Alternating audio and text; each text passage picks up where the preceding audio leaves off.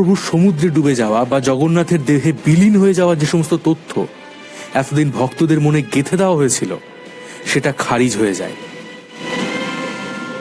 1995 সালের 17 এপ্রিল চৈতন্য খুনের কিনারা করতে গিয়ে চৈতন্য গবেষক ডক্টর জয়দেব মুখোপাধ্যায় খুন হন। কারণ শ্রী চৈতন্য মহাপ্রভুর মৃত্যুর প্রায় 462 বছর পর ডক্টর জয়দেব মুখোপাধ্যায় এটা প্রমাণ করতে যাচ্ছিলেন যে চৈতন্যদেবকে কারা খুন করেছিল, কেন খুন করেছিল, আর তার মৃতদেহ এখন কোথায় আছে।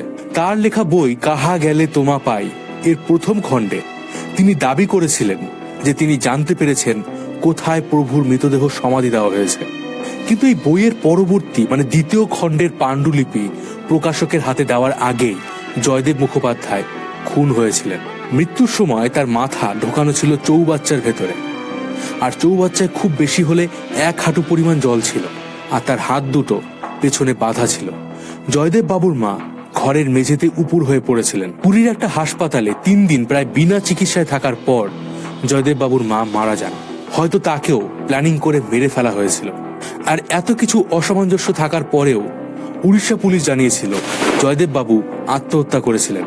পুরীর মন্দিরের ভেতরে যে শ্রী চৈতন্যদেবকে গুম করে হত্যা করা হয়েছিল, খুন করা হয়েছিল, এই তথ্যটা সবার প্রথম প্রচার করেছিলেন ঐতিহাসিক ডক্টর নিহার রঞ্জন রায়। 1976 সালের 5ই আগস্ট জয়দেব মুখোপাধ্যায়কে লেখা একটা চিঠিতে তিনি বলেছিলেন যে চৈতন্যদেবকে গুম খুন করা হয়েছিল পুরীতে এবং চৈতন্যদেবের দেহের কোনো চিহ্নই রাখা হয়নি। তবে এই চিঠিতে তিনি উল্লেখ করেছিলেন এই বয়সে শহীদ হওয়ার কোনো ইচ্ছে আমার নেই, তাই বলতে পারবো না যে চৈতন্যদেবের মৃতদেহ এখন কোথায় রয়েছে। জয়দেব বাবুর মৃত্যুর পর পুলিশ তার ঘর থেকে অনেক চৈতন্য বিষয়ক পুঁথি এবং পাণ্ডুলিপি সহ অনেক বইপত্র উদ্ধার করেছিলেন, কিন্তু সেগুলো আর কখনোই প্রকাশিত করা হয়নি। ডক্টর দীনেশ চন্দ্র সেন তার চৈতন্য অ্যান্ড হিজ বইতে লিখেছেন, সেদিন বিকেল 4টের সময় চৈতন্য মহাপ্রভু মন্দিরের ভিতর প্রবেশ করেছিলেন। রাত 11টার সময় মন্দিরের পাণ্ডারা বলেছিলেন যে মন্দিরে ঢোকার পরেই চৈতন্যদেবের দেহ বিলীন হয়ে গিয়েছিল। তো প্রশ্ন হলো, যদি তিনি বিকেল 4টে থেকে 4:30-র মধ্যেই দেহ ত্যাগ করেন বা তার দেহ বিলীন হয়ে যায়, তাহলে রাত 11টা পর্যন্ত সেই তথ্য কেন জানানো হয়নি? এই সময়ের মধ্যেই কি তাহলে মহাপ্রভুকে খুন করে গর্ত খুঁড়ে সেখানে প্রভুর দেহটাকে পুঁতে দিয়ে আবার মন্দিরের মেঝেটা মেরামত করে দেওয়া হয়েছিল, যাতে কেউ সত্যিটা জানতে না পারে?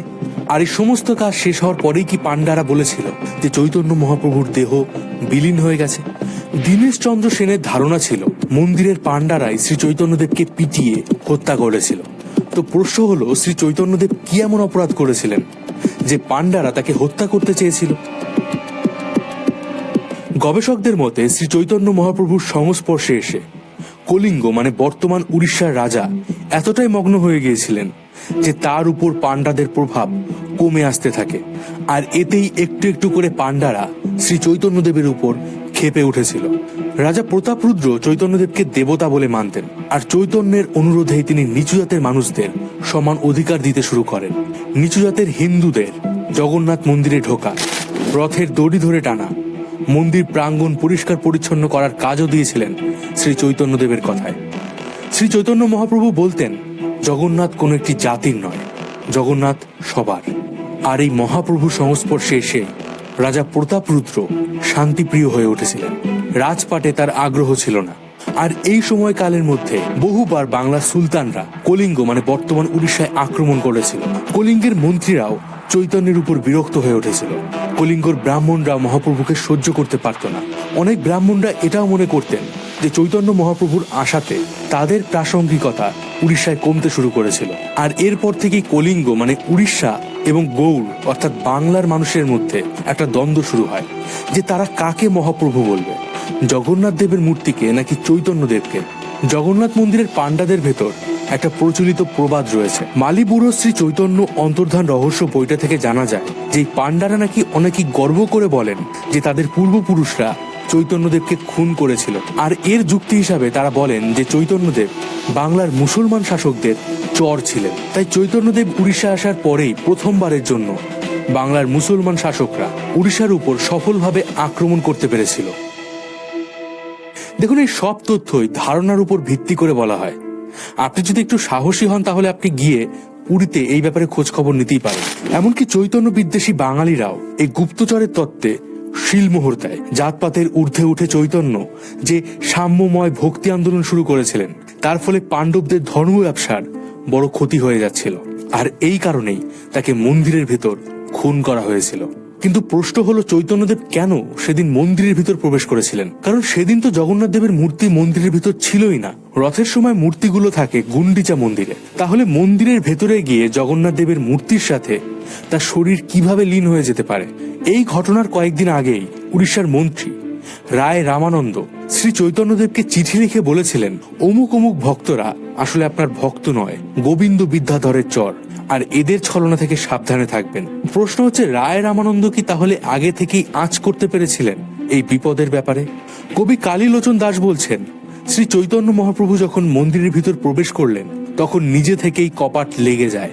প্রশ্ন হচ্ছে, জগন্নাথ মন্দিরের ওই বিশাল বিশাল কপাট কিভাবে নিজে থেকে লেগে যেতে পারে? আর এই প্রশ্নের উত্তর হয়তো স্বয়ং জগন্নাথ দেবী দিতে পারবেন। এই সময় চৈতন্য দেবের সাথে তার শিষ্য গদাধরও ছিল। বৃন্দাবন দাস ঠাকুর তার অপ্রকাশিত চৈতন্য ভাগের শেষ অংশে বলেছেন, সেদিন গদাধরেরও অন্তর্ধান হয়েছিল। যদি আমরা তর্কের খাতিরে ধরেই নেই যে চৈতন্যদেব সেদিন জগন্নাথ দেবের মূর্তিতে লীন হয়ে গিয়েছিলেন, তো প্রশ্ন হচ্ছে, তার শিষ্য গদাধরও কি সেদিন লীন হয়ে গিয়েছিলেন? আর যদি না হয়, তাহলে তিনি কোথায় গিয়েছিলেন?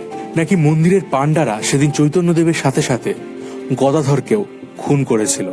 অনেকের মতে ঘৃণ্য কাজের দায়িত্ব নিয়েছিল জগন্নাথ মন্দিরের দ্বাররক্ষী বাহিনীর প্রধান দীনবন্ধু প্রতিহারী। সেই প্রভুর গলা টিপে তাকে হত্যা করেছিল। প্রশ্ন হলো, খুন করার পর তারা চৈতন্যদেবের দেহ কোথায় পাচার করেছিল? ডক্টর জয়দেব মুখোপাধ্যায়ের মতে গোপীনাথ মন্দিরের বাঁধানো উঠোনের বাদিকে যে দুটো তুলসী মন্দির আছে, তার মধ্যে যে পুরনো তুলসী মন্দিরটা, সেটাই চৈতন্য মহাপ্রভুর সমাধি। এই সমস্ত তথ্য শুনে একটা বিষয় তো পরিষ্কার, যে চৈতন্যদেবের মৃত্যু কোনো স্বাভাবিক মৃত্যু ছিল না। এখানে আরো বেশ কিছু কাকতালীয় ঘটনা আপনাদেরকে বলি। পুরী রাজা প্রতাপরুদ্র, যিনি চৈতন্যদেবকে ভগবান বলে মনে করতেন, তিনি কোথাও চৈতন্যদেবের একটা সমাধিও তৈরি করেননি। এমনকি চৈতন্যদেবের মৃত্যুর পরেই তিনি উড়িষ্যা ছেড়ে চলে যেতে বাধ্য হয়েছিলেন। চৈতন্যদেবের অন্তর্ধানের পর তার পরম প্রিয় শিষ্য স্বরূপ দামোদরকেও আর খুঁজে পাওয়া যায়নি। রাজা উড়িষ্যা ছেড়ে পালাতেই রাজার দুই ছেলে পরপর সিংহাসনে বসেন, কিন্তু 1 বছরের মধ্যেই তাদের দুজনকেই খুন করা হয়। আর এরপর কে সিংহাসনে বসেছিল জানেন? চৈতন্য বিদ্বেষী, চৈতন্য হত্যাকারী গোবিন্দ বিদ্যাধর। এবার বলুন তো, এটা কি শুধুই কোনো কাকতালীয় ঘটনা, নাকি এটা কোনো গভীর ষড়যন্ত্র? চৈতন্যদেবের মৃত্যুর পর প্রায় দীর্ঘ 50 বছর বাংলাতে উৎকলে বৈষ্ণব সম্প্রদায়ের সমস্ত প্রচার, এমনকি ন্যূনতম কীর্তন গান পর্যন্ত বন্ধ হয়ে গিয়েছিল। আচ্ছা, সমস্ত তথ্য শুনে আপনার কি মনে হয়? চৈতন্য মহাপ্রভুর দেহ কি সত্যি জগন্নাথ দেবের মূর্তির সাথে বিলীন হয়েছিল, নাকি তাকে হত্যা করা হয়েছিল? কমেন্ট করে অবশ্যই জানান। আর এখানে যে সমস্ত তথ্য আমরা দিচ্ছি, সমস্ত তথ্য আমরা ইন্টারনেট ঘেটে এবং বেশ কিছু বই পড়ে পেয়েছি। হতে পারে আমার দেওয়া তথ্যের সাথে আপনার মতের অমিল থাকতে পারে, তাই আপনার মতামত কমেন্ট বক্সে অবশ্যই জানাবেন।